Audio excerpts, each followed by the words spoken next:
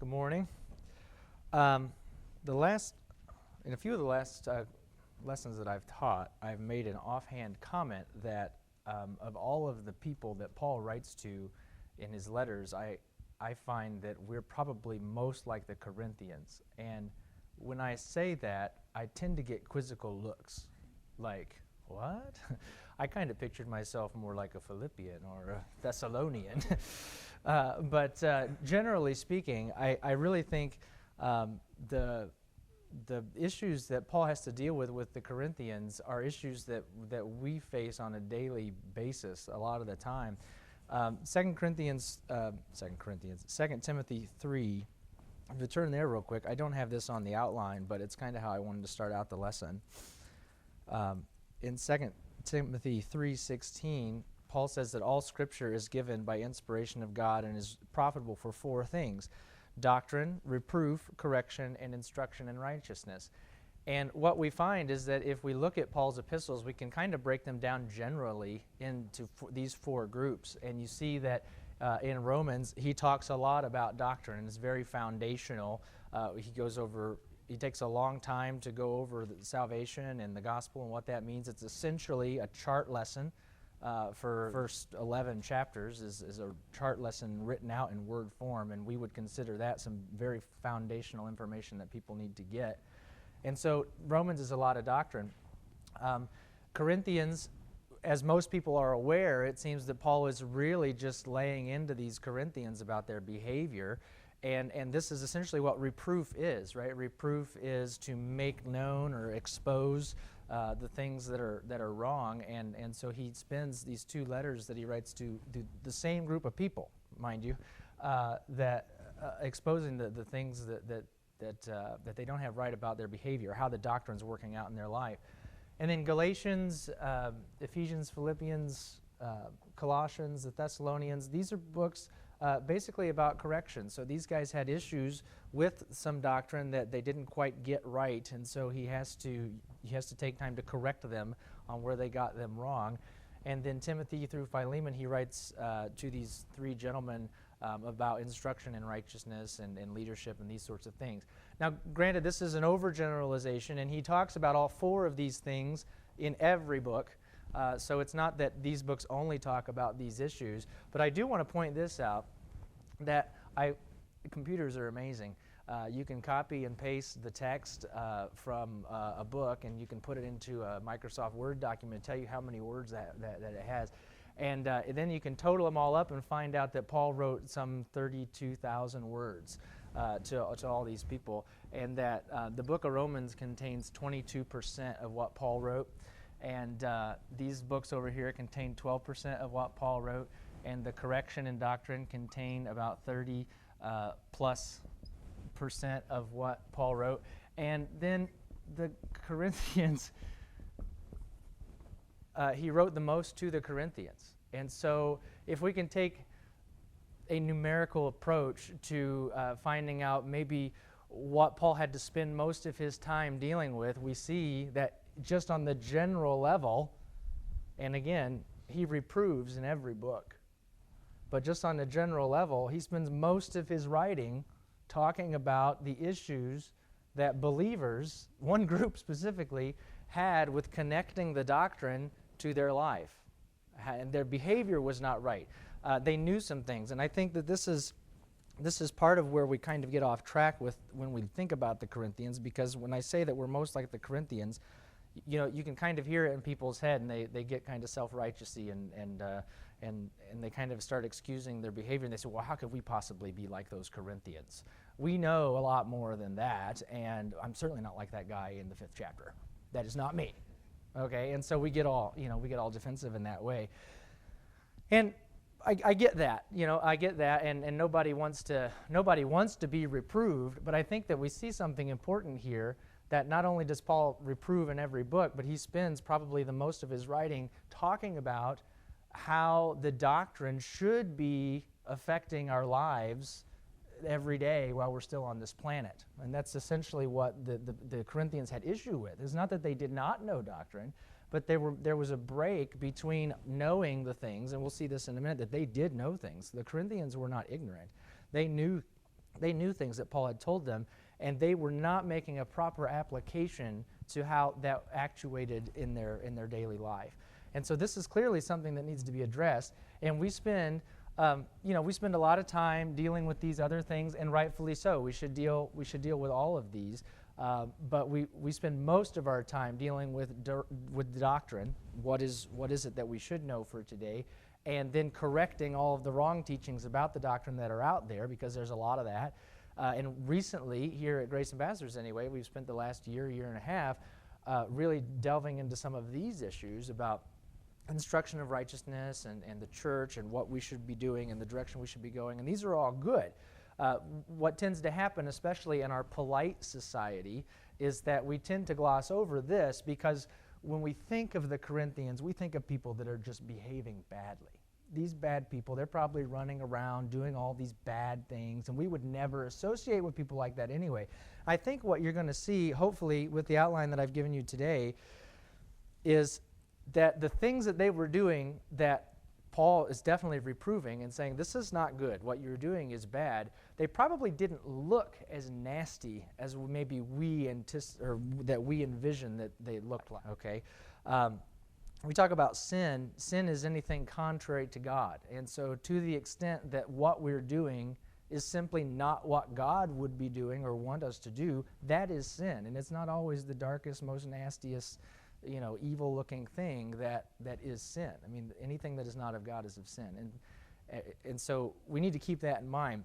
What I've done here, for the second point of your outline, you see it's kind of lengthy and there's a lot of verses there. Most of those come from the Corinthian books because I just want to point out the issues that they had, is I've taken all of the problems that we see that the Corinthians have, and I tried to generalize it a little bit. So instead of talking about the exact problem that Paul points out, for an example, the issue in 1 Corinthians 5, or how they were coming together to eat in 1 Corinthians 11, I've taken a step back and say, well, what is really the problem that has caused that behavior that Paul is trying to address here? What is causing them to be okay with this guy in 1 Corinthians 5 doing these things? What is causing them to, in 1 Corinthians 11, to not act well together when they come together? And so I hope that we've come up with a list now of the root problems that the Corinthians have. And what I found in studying this out and writing these out is that I think my supposition was correct, in that if of all of the churches were probably like the Corinthian church, in that, at least for me personally, I struggle with all of these things a lot. And it doesn't manifest itself in the same way maybe that it did with the specific people in the Corinthian church, but the root problem is the same, and these are the problems that Paul's trying to correct. And so we'll go through those, and then hopefully at the end we'll kind of get a big picture on what can we do about that, because there are some issues here that can really be problematic. The first thing we do have to remember and realize when we're talking about behavior, especially in light of the fact that there are so many people who don't understand the mystery and what salvation is and what God is offering to people today, is that Christ did die for the ungodly. He did die for sinners. And so this idea that the only way you can be accepted of God or be right with God is based on how you behave in your works is not true. And we know this. Romans 5, 6 through 8, these are very familiar verses to us. Paul even tells the Corinthians, whom he spends all of this effort and time writing to, if you'll look in 1 Corinthians 6, verse 11, he confirms to them that he lists all of these kinds of people in verse 9 and 10, fornicators, idolaters, adulterers, effeminate, or abusers of themselves with mankind, or thieves, covetousness, drunkards, revilers, extortioners. And this, by the way, is the list that we go, well, at least I'm none of those, right? Well, again, I think that the root issues behind these problems, I think we're going to discover here in a little bit. But he's saying that the people who do these things, you are not that now. So you need not be acting like it. He says they are, however, washed, they are sanctified, they are justified in the name of the Lord Jesus and by the Spirit of our God. They do have salvation apart from maybe being an idolater or a drunkard or an extortioner, yada, yada, all these things. So even though they may act like those people, Paul validates the fact that they are saved and that he's not talking about their salvation here. He's not questioning the fact whether they understand the gospel. In fact, he says all over that the Corinthians know things, and he reminds them of that. And he says, don't you know? Don't you remember when I said this and that? Don't you know? Don't you get it? And so they knew the things that Paul taught them. They were just not making a proper application into how that plays out in their actions every day. And so he says that again in the first chapter, where he reminds them that they are justified, they're sanctified, they have peace with God, Romans 5:1. They are complete in Christ, Colossians 2:10. He's not robbing them of any of these blessings that they have. The problem is that they've taken this position that they've been given. They understand these concepts, and they've just completely run afoul with them. They've not made they've not taken the right approach to the doctrine to make it work.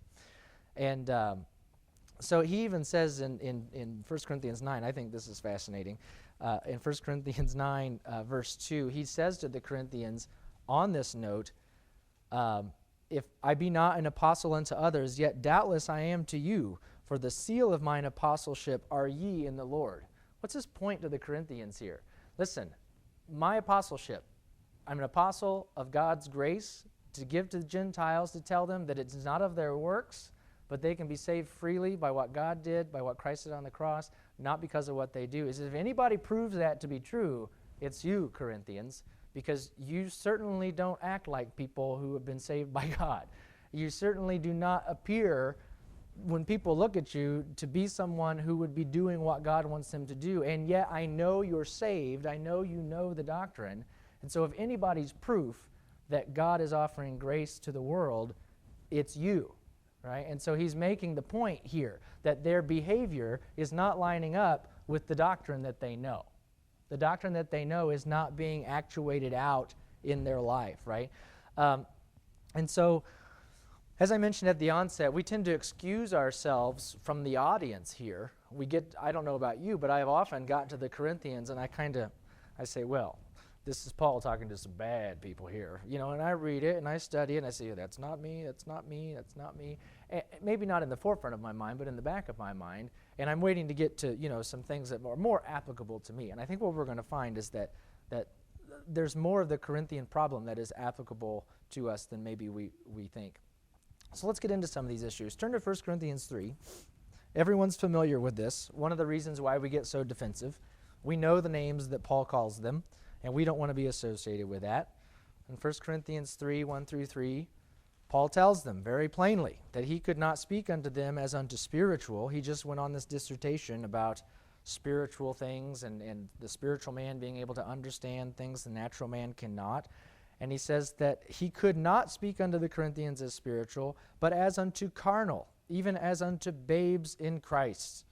And I have fed you with milk and not with meat, for hitherto you were not able to bear it, and neither yet now are ye able. Man, those are fighting words right there, aren't they? I mean, isn't that offensive? Put yourself in their shoes. He just called me carnal and a babe, and then I can't understand spiritual things. I thought he was going somewhere with this. We spiritual people can understand things that the natural people can't. That's kind of a puffing up of oneself, right? And he says quite the opposite there. And so we don't want to be known as carnal babes in Christ. And what his point is that they were not spiritually minded, right? To be carnal is to be focused on the things of the flesh, right? To be focused on the things of the earth. And so they're not being spiritually minded, they're being carnal minded. And that is why they're babes unto Christ. It's not because they don't know what they need to know that they're babes. It's because that they are not minded spiritually on what they need to be focused on. They're minding the earthly things. They're minding the carnal things, the things of the flesh. And that's why they're babes. And so I've subtitled the lesson today, Lessons for Growing Beyond Carnality, because I feel that we struggle with that same issue. This is the old man, new man fight. We live in a world of attractions that are distractions kind of thing, and we deal with this every day. It's hard for us to live in the world that we live in now, to not be distracted from spiritual things, to not be focused on earthly things that are so prevalent around us is very difficult. And this is the problem that the Corinthians had. I feel that we would consider ourselves, especially as we look across the scope of Christianity, to the people who we would see as not knowing their Bible as much as they should, and we've learned a lot of Bible as we've come to study Mid-Acts Right Division, and this is a great spiritual benefit that we've all experienced, and yet, as Paul tells the Corinthians, knowledge can puff you up. It can make you think you're bigger than what you are. And the Corinthian problem was they had that knowledge, and they forgot to consider how that might actually affect the way they make decisions in their life. And so they were not carnal because they were necessarily lewd-minded or of the baser sort. They were carnal because they were not focusing on spiritual things, and this made them babes. They need to grow up past just knowing the information, and they need to grow up into a responsible adult son of God that actually works that information out in their life. And so you can see that in 1 Corinthians 8:1, where Paul tells them that knowledge puffs up. And so, again, as we go through this list, really try to evaluate with yourself and look past the specific issues that Paul has to deal with the Corinthians, and see how, in Paul's response to them, that he's really addressing a bigger issue. They had this knowledge of the doctrine, the Corinthians did, but they used that knowledge to serve themselves. They used that knowledge for their own gain and their own benefit, and not for the benefit of others or for the purpose of God. And so that's a big deal. The Corinthians were not growing in grace or maturing in the doctrine so that they would be able to live up to the position they'd been called to by God. And Paul deals with that in the second book, about their position and their life that they now live. They should live for God, and that they're ambassadors, that they don't belong here in this earth. You can just hear how that aligns with their focus is here on this planet, and it needs to be shifted up to what, heavenly things, spiritual things, and what God would have them do. So let's move on here to the next point. Perhaps the Corinthians were people who, because they knew some things, they were ever learning and never coming to the knowledge of the truth. In 2 Timothy 3:7, that's a quote that Paul tells Timothy when he is talking to them about these people in the last days. And one of the descriptions he gives these people is that they are ever learning and never able come to the knowledge of the truth. And perhaps that was a problem with the Corinthians. And I say that because if you look over in chapter 4 of 1 Corinthians, verse 15, Paul points something out that maybe we don't associate the Corinthians as having this situation. He says in 1 Corinthians 4:15, "For though ye Corinthians have 10,000 instructors in Christ, yet have ye not many fathers." What does he mean by that? The Corinthians had 10,000 instructors in Christ. Well, we already know, and we'll get to this maybe next, that they were following men over Paul's doctrine. And they had this issue of being man worshipers. I follow Apollos, I follow Cephas, I follow Paul. And so they were not even focusing on the doctrine so much as they were focusing on men. And don't we often have that issue today? Where I follow this guy, well, this guy is right, and this is what this guy preaches, and so I'm siding up with him because I've been going to his church longer, and he's nicer than that guy and looks better, and so that. And when we have this, especially in grace circles, people follow people rather than the doctrine. And this is a problem. But this is the Corinthians, they were having the same issue. They had lots of teachers. It's no wonder that they knew a lot.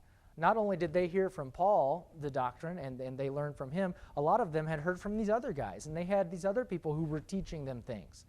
Right or wrong, or to what extent, is another study. But the point of the matter is they weren't uninvolved in learning the things of God, or the so-called things of God. They were very much involved in this, and it fits with their Greek culture, right? They were in a place in Greece, in a time in Greece where, you read in Acts 17, these people, they just had time to sit around and philosophize. They had time to just sit around and say, hey, tell us what you think about this. Tell us what you think about this. They didn't have to worry about maybe working as hard as some of the people across the lake there, maybe some of these other Asian churches that weren't quite so affluent as the Corinthians, as the Greeks were. And they lived in a culture where they had things provided for them. They had luxurious things, maybe not compared to now, but definitely in the time.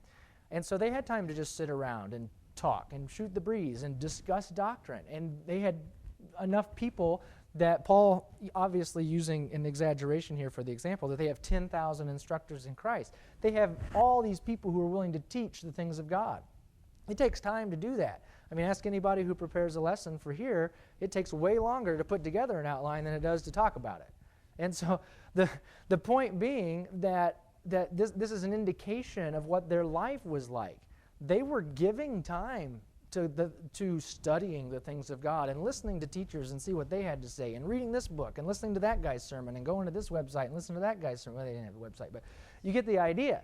I mean, doesn't this sound familiar is what I'm saying. I mean, don't we devour all these books and read all these things and we listen to him and him and him and him and him and we hear all these guys talk and preach and we learn all this doctrine and hopefully we're studying on our own.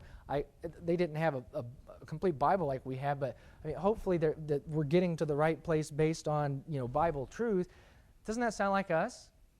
That's what they were doing, and Paul calls them still carnal babes, despite the fact that they were very knowledgeable and they had all these teachers and they had all these resources. They were still carnal. Why? Because they didn't take that doctrine and the truth that they were learning and they did not make it an actual part of their daily life.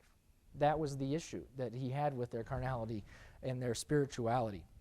It wasn't the fact that they weren't learning things or studying things. And so, of course, then they have this issue because they have all these men that they're following, that they actually start following the people instead of the doctrine, and that becomes a problem. And this is actually one of the more common problems that people associate with the Corinthians, is that, there were the divisions. Denominations first started with the Corinthians. Yeah, I don't know if that's so much the case as they were so caught up in the fact that there were all these resources and there were all these guys, and I like him better than him, and I like the way he sounds or looks. We'll see that was an issue. Is this guy, he doesn't quite look the part, but this guy definitely looks impressive. Sounds pretty good. So let's go with him. Apollos, they had that issue with him, and then they didn't esteem Paul because he wasn't quite as eloquent. These are not discerning. These people are not discerning things from a spiritual standpoint. They're discerning things from a carnal standpoint, from an earthly, fleshly standpoint. And so this is the problem they had. Another problem they had, that they were idolaters. This is another one where we kind of go, thank goodness we live in 21st century Western society. We don't have idols anymore, and we don't have pagan religions. As Justin likes to point out, is in his travels across the world, there are places that still have problems with idolatry, and so the Bible is applicable, and praise God for that. Yet I think that it's still applicable to us, and while we may not have trinkets and what we may call other religions in little groves and things in our houses, don't we make idols of things quite often? And what does that mean? That we take something and we worship it, or we glory in it, or we glorify it for itself, and we put it in a place that is not right relative to God. This is what an idol is. And in our society, don't we have things where that we idolize, like career and status in society, or money, or the cars that we drive, or the houses that we have, or for some of the more pious folks, right, the education that we have or that our children receive. These are things that we tend to idolize in our country, right? And by saying that, I really do mean to knock them down a little bit, because these are not unimportant things, but the amount of time and money and effort that we spend on those things often far outweigh the amount of time, money, and effort that we spend on spiritual things. And isn't this a more accurate picture of idolatry, right? The things that you're focusing on and that you attach importance to in your life that are carnal, that are of the world, that are of appealing to the flesh. And then you compare that to the time and the amount of effort that we spend speaking and considering and doing spiritual things and the things that God would have us to do. I mean, that's really a reality check for a lot of us when we sit and weigh that out. We're like, gee whiz, maybe I am a little more carnally minded in some of these areas than what I thought I was. And so idolatry, I don't think that we're exempt from that, just because we may not have little brass trinkets of strange-looking things sitting on our shelves. This may be what is conjured up with the Word, but what is an idol is really what we have to ask ourselves. And of course, in Paul's discourse here over in 1 Corinthians 8 and 1 Corinthians 10, he talks about the things that meats sacrificed to idols are nothing. And so we know that football, I mean, it's nothing. It's just a game. It's a sport. I mean, it's no consequence to your standing with God. We get this. We understand this. But what does Paul talk to the Corinthians about? What does he tell them in 1 Corinthians 10, verse 6? He's talking about, he refers to the Old Testament here. He refers to some events that were going on back there with Israel in the wilderness. And he says, now these things, which I've just told you about, were our examples to the intent that we should not lust after evil things as they also lusted. Now, might I point out here that the evil things are not necessarily sinister. I'm trying to make a difference here, right? The evil things isn't, I don't lust after evil things, I'm a good person.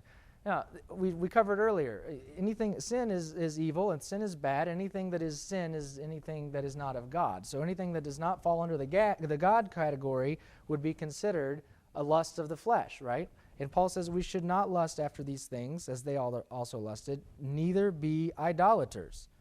And he goes on to list a few other things in the next few verses. But the first thing on the list is not being an idolater, not taking things of this world and magnifying them to a place in our lives that are above what God deserves with our time and our attention. The other verse that I'm looking for here is, not there. Yeah, go to 11, chapter 11. Oh, it's not chapter 11. That was where I got lost. Thank you. Yes, it's down further in the chapter. My outline is confusing there. 1 Corinthians 10, verse 11 and 12, where he says that all these things that he just lists about the people in Israel, they happen unto them for ensamples, but they are written for our admonition, upon whom the ends of the world come. Wherefore, let him that thinks he stands take heed lest he fall. Right? And so he's made the point earlier in 1 Corinthians 8 that the meats offered to idols, we know this is nothing. We know that the idols are no big deal. And he's making another point there. But he's reiterating the fact here that, just because you think you know some stuff does not mean that you're not, that does not mean that you're not doing it right. Right? You have to take that knowledge and you have to put it into application here. And so notice the things that he lists are very behavior-oriented, with the idolatry, the fornication, tempting Christ, murmuring, and these kinds of business. We murmur a lot, don't we? When you're comfortable, you tend to be more of a murmurer because the least thing, the princess and the pea concept, right?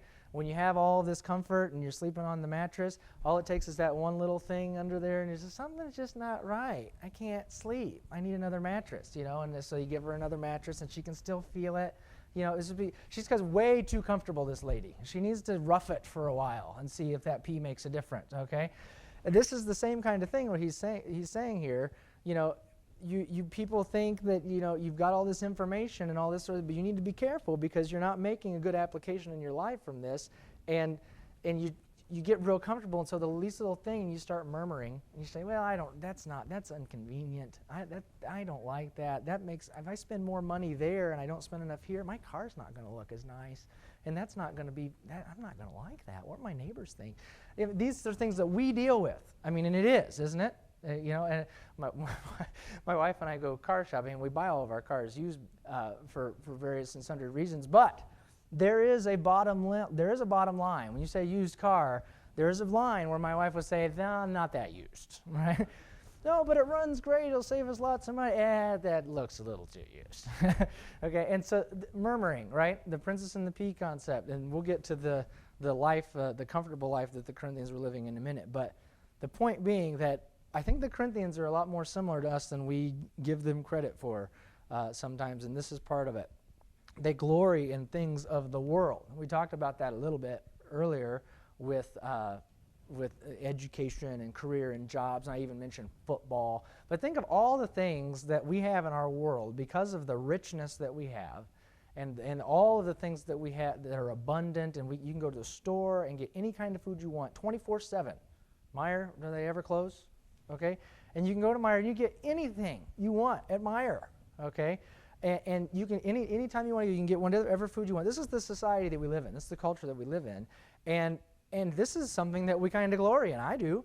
I mean, it's kind of nice that I can have whatever I want whenever I want it. I don't even have to leave my house to shop. and they bring it to me for free. Okay? Free shipping, right? You get on there and you type it, I want this, and you type it. And, I don't have to get out my wallet. I just tell this box what I want, and the next day somebody brings it to my door. This is comfortable living, folks. And this is the world that we live in, and I glory in that. Maybe I shouldn't glory in that so much, but they were glorying in the things of the world. 1 Corinthians 1, you can see it. I don't want to. I'm trying to paint a picture of the Corinthians here that hopefully is a bit like a mirror. They did not have Amazon Prime, which is what I glory in, okay? Because I get whatever I want for free in 2 days. That's amazing, okay? And from anywhere. And so they don't have some of the same luxuries, which is all the more reason why we should consider the fact that we're probably in a worse state than the Corinthians were in terms of distractions and attractive things of this world, because we are way richer than they were. Infinitely so, okay? And yet, they're dealing with these issues. How much more we would need to be careful of them. In 1 Corinthians 1, verse 18, Paul goes on this diatribe about foolishness and the wisdom of the world. And in verse 21, or verse 20 says, where's the wise? Where's the scribe? Where's the disputer of the world? This is something that the Corinthians would be familiar with, the disputer of the world. Hath not God made foolish the wisdom of this world? For after that, the wisdom of God, the world by wisdom knew not God. And so Paul's making a contrast here. This says all the wisdom of the world is foolishness compared to the wisdom of God. What's the underlying tone here? In the next chapter, he's about to tell them how what God is doing and what you should be focusing on with what God is saying is what's spiritual, and the people who are natural are concerned about the things of the world. This is the context. Paul's setting up his big blow. He takes 2 chapters to do it. He takes chapter 1 and chapter 2 to set up this idea that God's plan, God's wisdom, and what God is doing is so far and above what the world can ever come up with. And you could just hear the Corinthians reading this and going, amen, praise God. Isn't that right? We know all this stuff. The wisdom of God is way above the things of the world. And then he goes on even further, and the Corinthians don't even have a clue what's coming. And he says in 1 Corinthians 2 that we have all this information in the mystery that's now been revealed, and you are saved, and that means that your spirit is alive, and you can know the spiritual things of God, and you know things that the natural man doesn't. And the Corinthians go, you betcha, we do know. That's right, preach it, brother. And then he gets to 1 Corinthians 3, verses 1 through 3, and he says, and despite all that, you guys are spiritual, carnal babes. And you could just see him kind of going, wait a minute, did I miss something? I thought he was puffing us up in the first 2 chapters, and I think he was. I think he was getting them to see where they're at. He was getting them to see that, you know some things, and you know what is right, but you're so concerned about the world and the wisdom of the world and the attractions that are distractions in this world that you really are having no effect with the spiritual stuff, right? Even though you know about it and you can speak to it. And so this is what we see Paul's strategy in how to address these Corinthians. He's really turning the table around and getting them to acknowledge the truth. That we understand the truth about where God is at in relation to the world, and we understand that spiritual things are way more important than carnal things, and then he lets them know, lambasts them for 13 chapters in the first book and another 13 in the second book, starting in chapter 3, that, we know those things, but I guess we've got some issues with it. So he's trying to get their attention. He's trying to wake them up. Reproving. That's exactly what this is.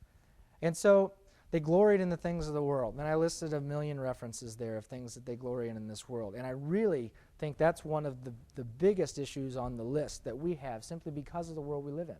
We get distracted very easily because there are attractions to our flesh, attractions of this world that are very pleasurable and nothing wrong with. Right? We would not consider these things evil. That's what Paul calls them to stress the point. Compared to what God is doing and the spiritual things that he would have us do, it is evil. It's not of God. You've got more important things to be worrying about, more important things to be doing. This is the point he's trying to make to the Corinthians. So how do they get off track? How do they know all this stuff and then not make an effect of it, right? Well, I think one of the biggies is that they were glorying in things of the world, but they boasted in their liberty, which is a right doctrine. Now get this. This is important. They took something right and magnified it, as well they should. Okay, but in doing so, they created a wrong behavior. We should glory in the things of God that are glorifiable, the things that need to be gloried in. We need to do that. And Paul talks about the things that he glories in over and over and over to the Corinthians in hopes, I think, to get them to see the more important things. He says, well, I will glory in the cross. I will glory in my sufferings and infirmities and the things that I have to go through for Christ's sake. That's what I'll glory in, Corinthians. What are you glorying in? And he makes this point over and over and over to them. And they were glorying in their liberty, which I think is good, especially in light of the people who would like to put you under bondage. He would have loved, Paul would have loved the Galatians to glory in their liberty. They didn't. But he would have loved for the Galatians to glory in their liberty. So he had to correct them about this liberty and bondage, liberty and law issue. All right? But the Corinthians were glorying in a good thing, in their liberty, which is something to glory in. And yet they missed it still because they used that as an excuse to glory in the things that they would rather glory in. Oh, I'm at liberty. God has set me free. And so since I'm already a part of this nice, comfy world that I've got all these things that I've got going on, since I'm free, I can just do those things because I'm not under bondage, and that is not going to affect my standing with God. And we know this is a truth. Paul points this out to them, that this is a truth. And yet the bigger point that he's making in this reproof is that you've been set at liberty to work for God. You've been set at liberty. God is a smart being, okay? He set us at liberty because he knew that that would not give us an excuse. He's given us a position that said you are free to do whatever you want. And what I want you to do, the one who set you free, is to serve me and to not serve yourself. We've been given the liberty, the freedom. We've been set free to work for him. And we often kind of forget that last part. We've been set free. Yippee! I can wear whatever I want. I don't have to give the money anymore. I don't have to show up anymore. I can do whatever. Doesn't matter. Well, yes, this is true. But you don't realize why you've been set free. You have not been set free to do those whatever you want kinds of things. You've been set free to do the work of the Lord. Paul goes over this in Romans 6. We'll get to that later. So they boasted in their liberty, which was a good doctrine, to do what pleased them, which was a bad doctrine. And he reiterates this in 1 Corinthians 6. We're familiar with this verse. But in this light, let's look at it. 1 Corinthians 6:12.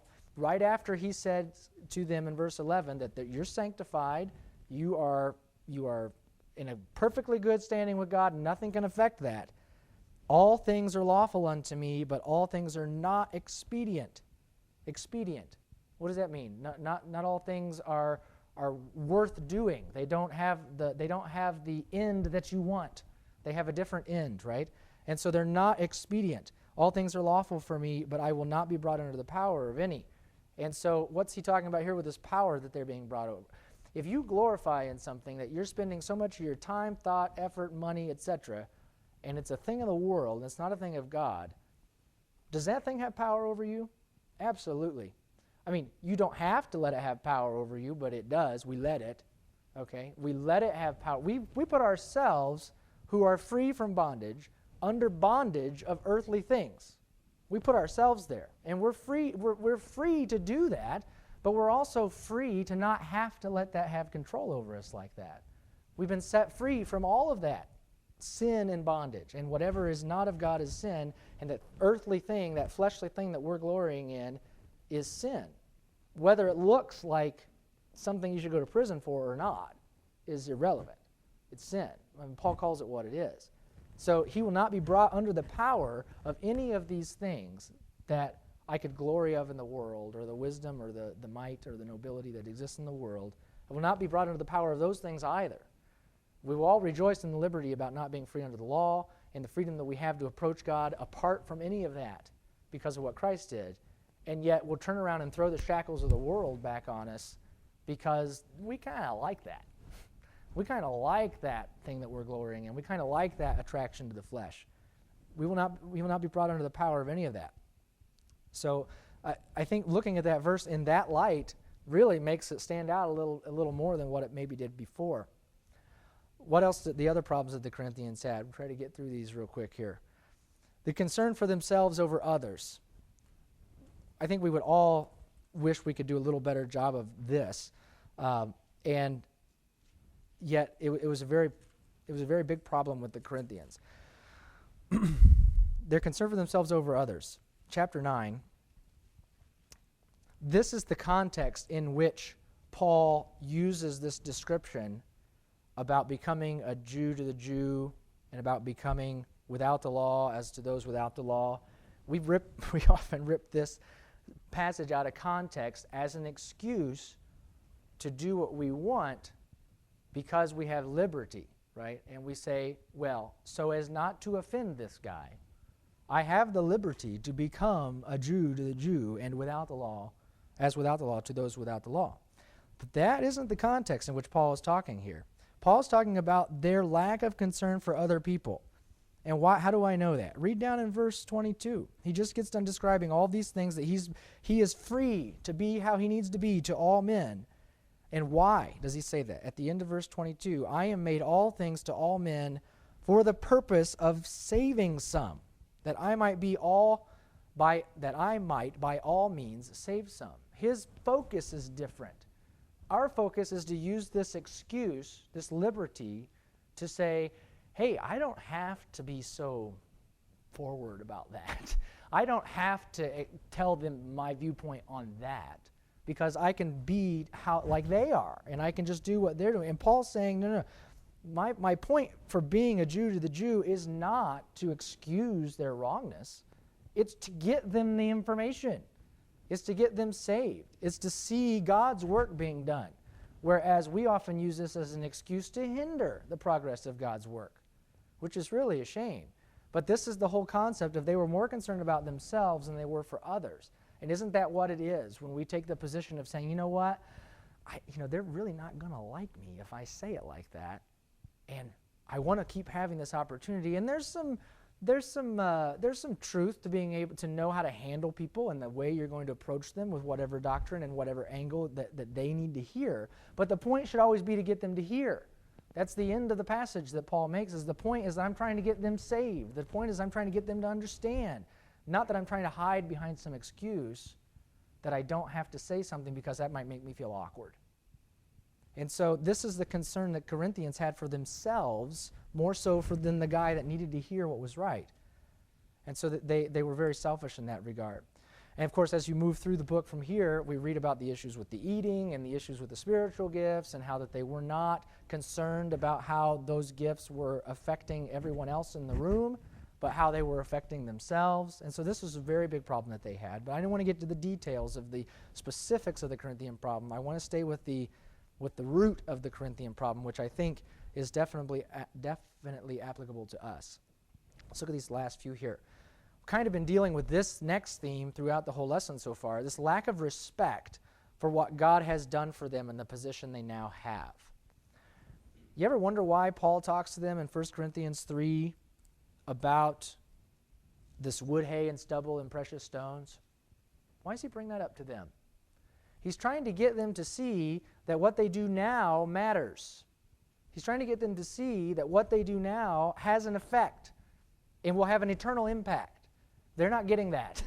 They're not getting that at all. And this is the first thing that he brings up after he calls them carnal babes. He says, I know you know this stuff, but you're not making an application. And in so doing, you're creating a life that is going to have a bad result after this life is over. And he's not talking about their salvation. We've made that very clear. We've pointed out the passages where Paul even makes that very clear. He's made it already clear in chapters 1 and 2 to them that he's not talking about their salvation, but their work here has an eternal impact. And they're missing that, clearly.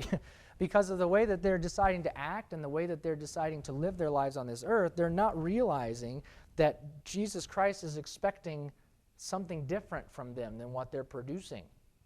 Right? And so Paul's exposing this to them. That, hey, listen, you're not going to fare well when you face the Lord to report back for duty if you keep going down this path. And so he reproves them for the path that they're on. That's why he brings that up there. 1 Corinthians can seem real random about all these things that Paul's talking about. He's talking about communion. He's talking about resurrection. He's talking about judgment. See, I mean, all these different random things. There's one theme behind it, folks, and this is it, is that they do not understand the impact that the doctrine should be having on them now for the eternal result. That's what they're missing. That's the biggest thing that they're missing. And so he points this out to them. This is the whole issue with the resurrection in chapter 15. Turn there and see what Paul says in 1 Corinthians 15, 19. So one of the follies of having many instructors and not many fathers and following people rather than doctrine is you go off into left field and you go off into the deep end so far as to say that, yeah, I believe the gospel, but I don't believe in a resurrection. And this was an actual problem the Corinthians had, and that's why he has to defend it in chapter 15. But, he says in verse 14 that if Christ is not risen, then our preaching is in vain and your faith is in vain also. And then skip down to verse 19. If in this life only we have hope in Christ, we are of all men most miserable. If what we do in this life is all the more important that it is, then we are most miserable of men. Now, Paul himself has the right to say that, and he expounds on that in both books to the Corinthians of what he goes through for God's sake and what the Corinthians aren't going through for anybody's sake but their own. But his point here is that they're not considering what is most important, which is what happens after this life. And his point isn't that, well, you can just do whatever you want now. His point is that what happens after this life very much hinges what goes on in this life. And so to the extent that they are ignoring the fact that this life does serve import eternally, spiritually for God, that they're missing the boat on the doctrine. All the doctrine that they know isn't worth a hill of beans when they show up to the judgment seat of Christ. That's going to be a surprise to some of them, I guess, that they're actually going to show up somewhere after they die, and that they're going to get wood, hay, and stubble, that they're going to be ashamed when they face their Lord because of the poor work that they did while they were here. Paul says, I don't want that for you. And you know enough that shouldn't be the case, right? This is his point over and over and over again. He asks them all the time, no, you not, no, you not. You know this. You have instructors. You've been told this. So these people aren't stupid.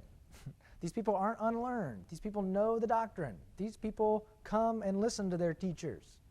But they're missing the point that there's something more important than what's going on now. Another problem, this is a little more specific to the Corinthians. Another problem that they had is they did not know how to be rich. Paul deals with all this money issue. He actually deals with money in the first book too, but more so in the second book to the Corinthians. The Corinthians had money, and they were making this boast that they were going to give, yeah, we got it covered. We got the money over here. We'll send some over. No problem. And then it wasn't happening. And so they were boasting in this charitable act because this is what noble men of the world do, right? He points this out in 1 Corinthians 13 too. It's subtle. But again, another randomness of the Corinthians, the love chapter, right? Oh, he just takes a chapter to define charity. That's nice. Thank you. We wouldn't have that if you didn't write that down. Appreciate it. It's in the context, folks. It's in the context of this whole reproving. And he's describing these things specifically to the Corinthians because they're having issues with these things. They thought charity was something way different than what it was. And so he has to explain to them what it is.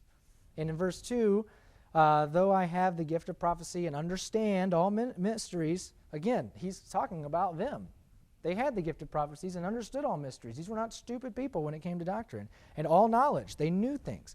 And though I have all faith that I could remove mountains and have not charity, I am nothing. And now they're scratching their heads. Now, wait a minute.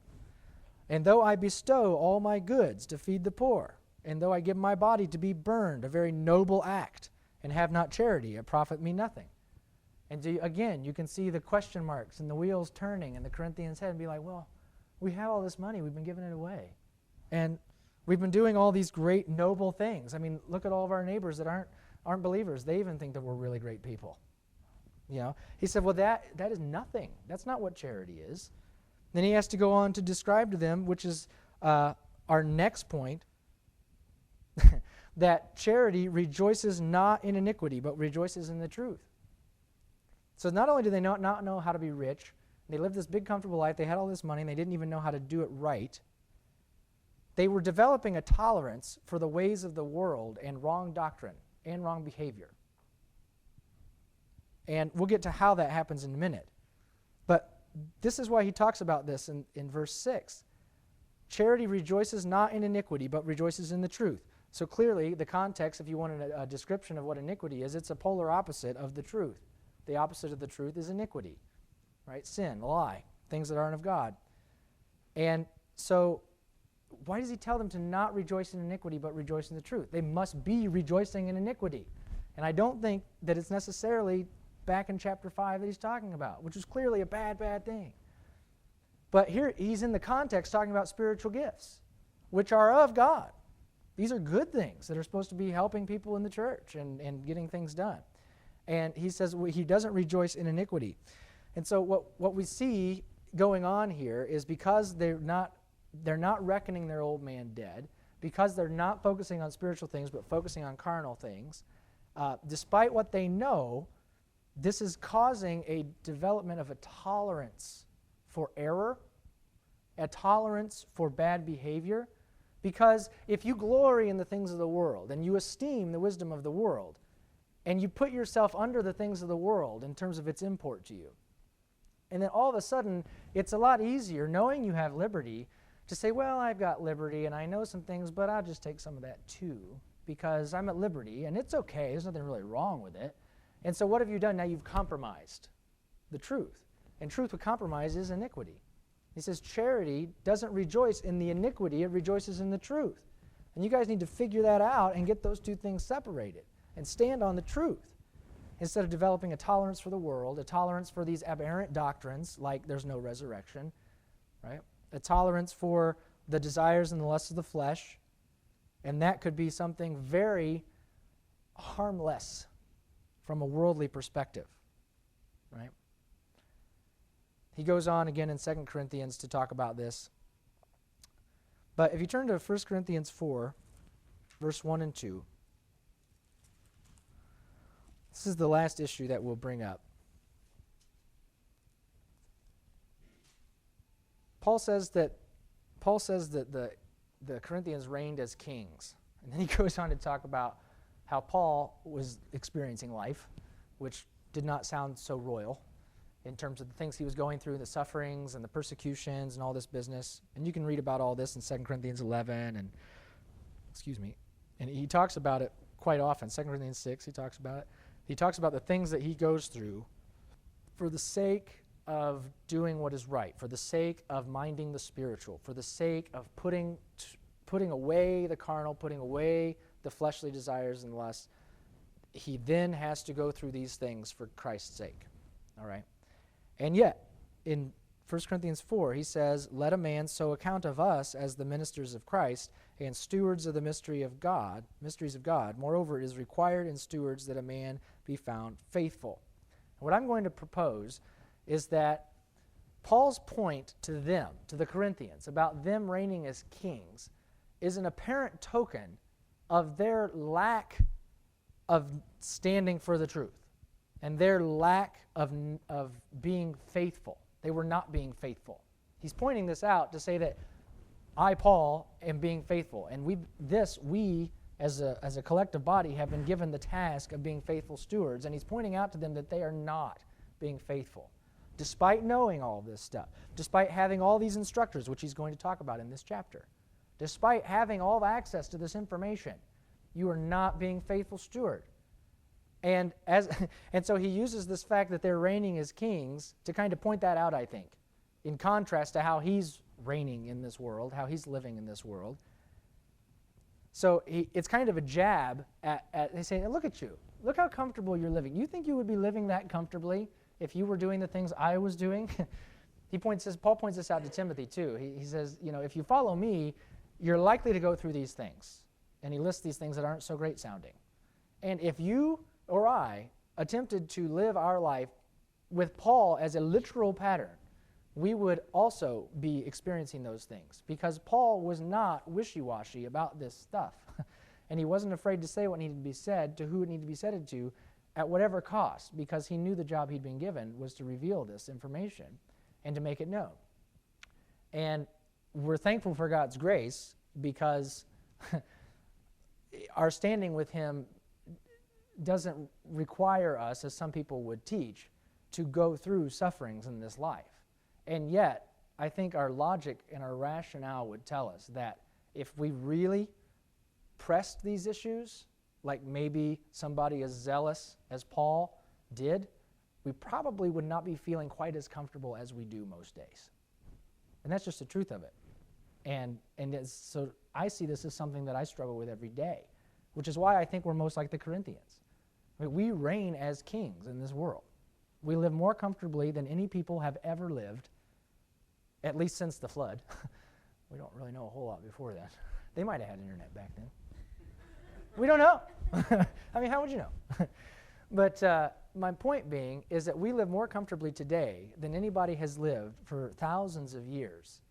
And it's really hard to say, that stuff's not quite as important as making people see the truth and preaching the word and getting people saved. Because that's hard to do, because to give that up would mean that we would be uncomfortable. And Paul uses that very point to get the Corinthians' attention, to say, hello, this is what I'm doing every day, and this is what I go through every day, and I'm focused on the spiritual things. You guys, consequently, are not focused on the spiritual things, and you aren't suffering any problems at all. To the Corinthians' credit, by the time he writes 2 Corinthians, the very first thing that he tells them is that I'm writing right now to comfort you in all the tribulation you're going through for standing up for what you believe in. And there's a lot in 2 Corinthians that Paul has to go back through and say, hey, I'm glad that first letter had an effect, and I see now that you're suffering. Right? And so he comforts them with this fact that they actually heard the reproof and took most of it to heart and made a change and did something about it. And so he comforts them because they are now going through some things that they otherwise weren't going through before, because they weren't focused on spiritual things but on carnal things. And so that's something to consider as well. Not only do we have the reproof mainly in 1 Corinthians, and there's more reproving in 2 Corinthians, but we also see that because of the reproof, it had an effect on the people in Corinth, and they changed some things. They changed what they thought. They changed how they behaved. And so we need to learn our lesson from the Corinthians, right? We know a lot of stuff, and we have access to so much free information, and a lot of work has already been done for us in that regard. And so we have this privilege. And yet sometimes, a lot of the time, we have trouble putting that doctrine to work outside of the confines of actually studying and getting the knowledge in our head. Right? There's this split. There's this disconnect between this is what I'm studying and learning, and these are the things that I know, versus this is how I live my life. Right? Because it really does, it should be affecting every decision we make, given that we operate in a sinful world, in a sinful body, and most of the stuff that we do in this world, percentage-wise, isn't geared towards God. It should be kind of a common sense thing that we need to really work hard at crucifying this old man, reckoning it dead as it's already been made so, according to God, in order to do things like the new man would in this life, right? And that's hard.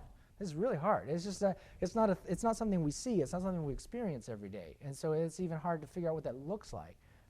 The Corinthians are an example of that, and so I think it's a challenge to us, the Corinthians, is to say, we're going to take this reproof as our own, because we've got these same issues. Apart from how it maybe was working out specifically in the Corinthian church, you look at this list, there's not a thing on that list that I don't struggle with. And that makes the Corinthian problem my problem. I mean, I'm having the same issues that they had. Maybe it looks a little different, but it's the same root cause, right? And so it's difficult to actuate the doctrine, but why? Well, as we've already stated, we glory in the comforts and the achievements of this world, right? And the affections of the old man. And as a result, we excuse our behavior, become tolerant to error, and we do not hold our head to be faithful to what he has given us to do and to what he's done for us already. And so the solution is to crucify the old man and the affections and the lust. Paul says that in Galatians 5. We'll look there. And 2 more verses. Galatians 5:24. So here again, he's in Galatians, and he's talking about this same issue. I mentioned before that there's reproof in every book. He spends about half of every book talking about reproof, people's behavior that needs to change because of the doctrine that they know. And so that makes this number even bigger. It should give us a clue that this is something worth our attention. And he gets done talking about the fruit of the Spirit and all this, and he says in verse 24 of Galatians 5 that they that are Christ have crucified the flesh and the affections and with the affections and the lusts. I'm glad that he used those 2 words there, because lust has such a negative connotation. Fine, and we'll leave it at that. So crucify the old man, the flesh, with its lusts. I think that's a good idea. But it also says crucify the flesh with the affections. This is different. Something that you're affectionate for, something you have affections for, is most of the time a good thing, right? A pleasurable thing, a nice thing, an okay thing. And yet, if it's an affection of the old man and not an affection of the new man, we need to crucify that thing, all right? And we need to put on the new man and walk in that way. So there's a lot more verses on the outline describing these points if you want to go through those specifically. But hopefully, we can see that, as Paul says in 2 Corinthians 4, that we need to look at the things which are not seen. These be the spiritual things, the things of God, and not look at the things that are seen in terms of what is important. And that's really hard to do when you live in a sensory body that is just plunged into a world of sensory stimulation in any form. It's really hard to get past that. But we who are spiritual we have been set free from that, and we don't have to be under the bondage of it. And so by setting our affections on things above, I think we can grow beyond being carnal, like the Corinthians. So, okay, that's it. Any questions, thoughts about that? No? Good. Okay. Well, let's say a prayer, and then we'll be finished. God, we're thankful for the grace that you've given us in that despite our lack of being able to serve you in the way that you would have us to do, as often as you would have us to do it, that we have been accepted by you through your Son, Jesus Christ, and that freely, and that we have peace with you, and we're thankful for the job that you've given us to do, and I pray that we would approach that position and that responsibility with respect and with import as we go through this life, so that we can see your will done, and that we could glorify in you and the things that you would have us do in this world, and not the things of ourselves. We give you the glory for the ability to come here and study these words this morning, and to be with like-minded believers, and I pray that we would continue to keep this mindset as we leave from here today. Amen. All right.